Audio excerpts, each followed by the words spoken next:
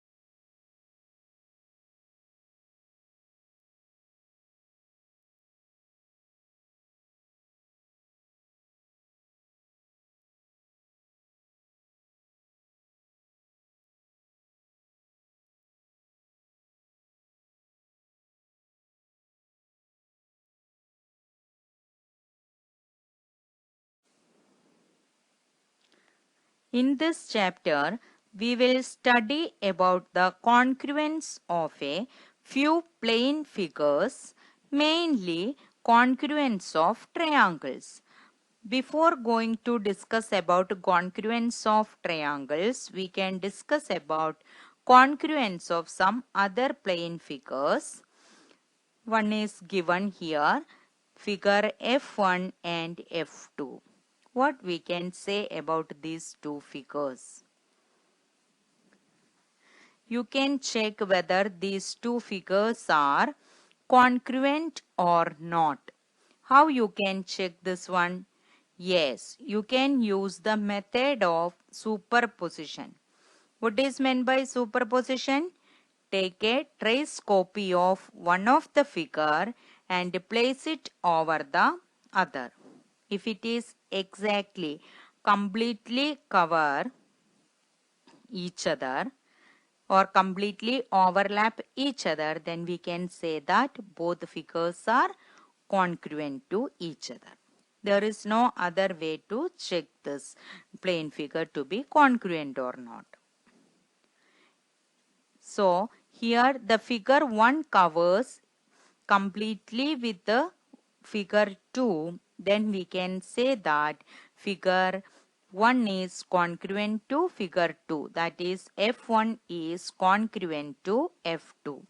We can write it as by using the symbol as F1 congruent to F2. Next, we can see congruence among line segments.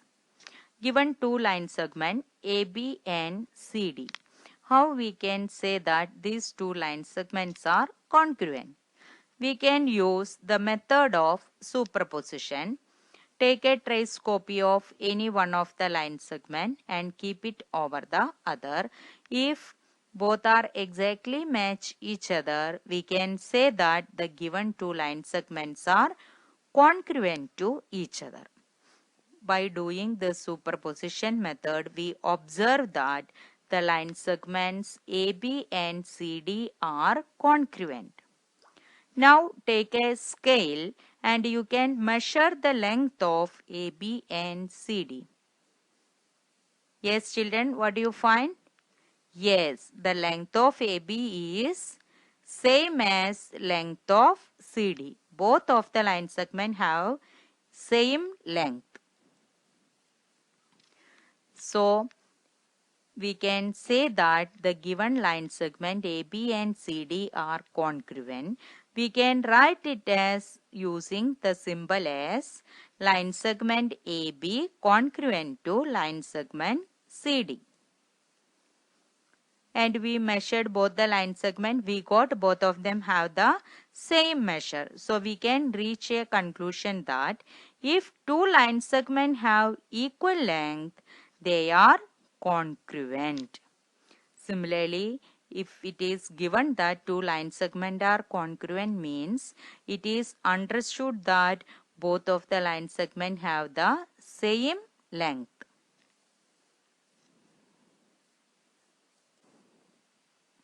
Next, we can discuss about the congruence of angles. We can use the same procedure, the method of superposition, we can use it here. Take a copy of figure 1 and figure, keep it over figure 2. You can see that the arms are different length, but the measure will be same. But if you are keeping a trace copy of figure 3 over figure 4, it does not match each other. In figure 1 and 2, the length of arms are different. That is not a matter in the case of angle. So we can say that angle 1 is congruent to angle 2.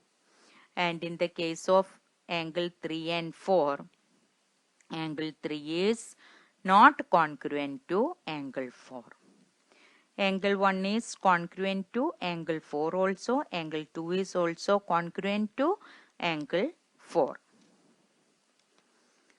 So by the method of superposition, we observe that figures exactly matches with each other. Here angle ABC and angle PQR are exactly match with each other. Hence they are congruent. And we can write it as angle ABC congruent to PQR. Or this is same as measure angle ABC equal to measure angle PQR. Another way of writing two angles are congruent is like this way.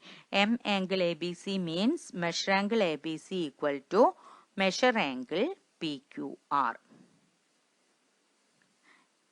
Here fourth angle is figure 4 is also of 40 degree. So we can say that figure 1, 2 and 4 are congruent figures. So in general, we can conclude that two angles are said to be congruent if they have the same measure. Figure 3 and 4 do not match with each other. So angle LMN and angle XYZ are not congruent figures. But angle ABC and angle XYZ are congruent figures. Similarly, PQR and angle XYZ are also congruent figures only. The measure of angle does not depend upon the length of its arms. You can see that figure 1, figure 2 and figure 4 have same measure 40 degree, but the length of arms are different. But they are same angles only, they are congruent angles also. That is why we have said that the measure of angle does not depend upon the length of its arms. Whether the arms are longer or shorter, you just concentrate about the angle, the degree measure of angle, how much degree is there. If the measure of angles are same, the two angles are said to be congruent. Hence we can reach in a conclusion that if two angles have same measure, then they are said to be congruent. Similarly, what we can say, if two angles are said to be congruent means they have the same measure.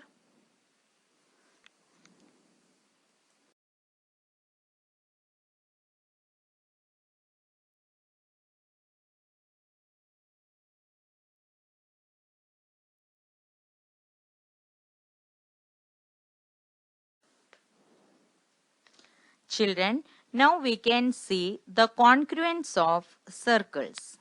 Here two circles are given with the center C1 and C2. First of all, you check whether these two circles are congruent or not. For that, maybe you can draw two circles with any radius and take a trace copy of one of the circles and keep it over the other and check whether the two circles are exactly match each other or not. If two circles are exactly match each other, then we can say that the given circles are congruent. Here, if I took a trace copy of circle 1 and keep it over the second circle, it is exactly match each other. Here they have the same shape and they have the same size. So, why I can say like this? I observe by using the method of superposition and I got that these two circles are congruent to each other. If two figures are said to be congruent, then they have the same shape and same size. So, these two circles have same shape and same size. And children, the size of the circle is determined by its radius. Since they have the same radius, we can say that circles C1 and C2 are congruent to each other. This we proved by the method of superposition. So we got these two circles are congruent. Now you take a scale and measure the radius. Then you can see that they have the same measure. So we can reach a conclusion that two circles are having same radius, then they are said to be congruent. Similarly, it is given that two circles are congruent means they must have the same radius. And in this figure, first circle is congruent to the second circle. So we can write by using the symbol as C1 congruent to C2.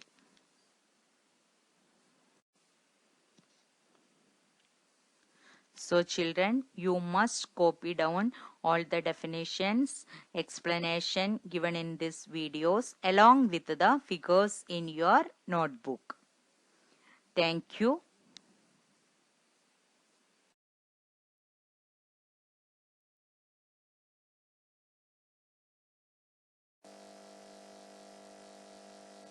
Thank you for watching the video.